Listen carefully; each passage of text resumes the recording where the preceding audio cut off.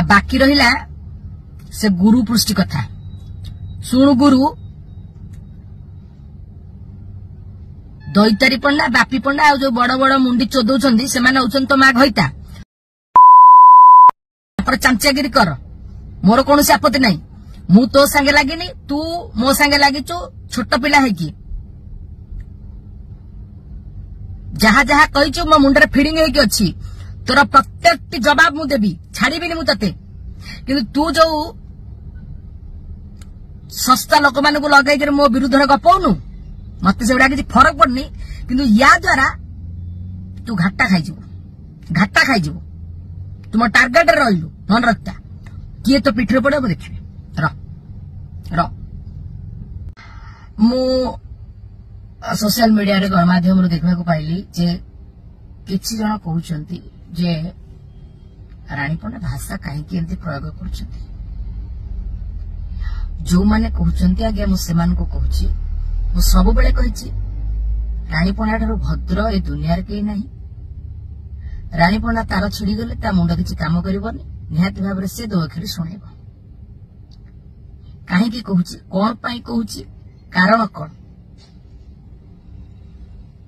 सेमिति किछि कारण नथै। रानी पंडा केबे भी व्यवहार खराब करेनी काहाको कि भाषा बिना कारण रे बाहर करेनी। जो माने कहउचंती से माने थोड़ा विचार करंतु रानी पंडा कोन पई भाषा कहउची काहे की कहउची कारण कोन।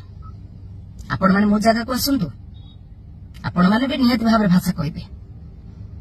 जो माने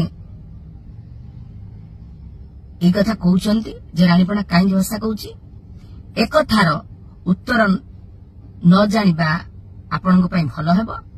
आपण माने भद्र समाज रो भद्र मनुष्य आपण आपणक काम करंतु फिरिगे रुहंतु। आ बाकी रहिला से गुरु पृष्टि कथा। सुनु गुरु दैतारी पंडा बापी पंडा आ जो बड़ बड़ मुंडी चोदौछंदी सेमाने होछन तो मा घइता तापर चामचागिरी कर मोर कोनोसी आपत्ति नहीं। मु तो संगे लागिनी तू मो संगे लागिचु छोट पिला है कि जहा जहा कहिचु मो मुंडरे फीडिंग है कि अछि तोर प्रत्येक जवाब मु देबी छाड़ीबिनी मु तते। किंतु तू जो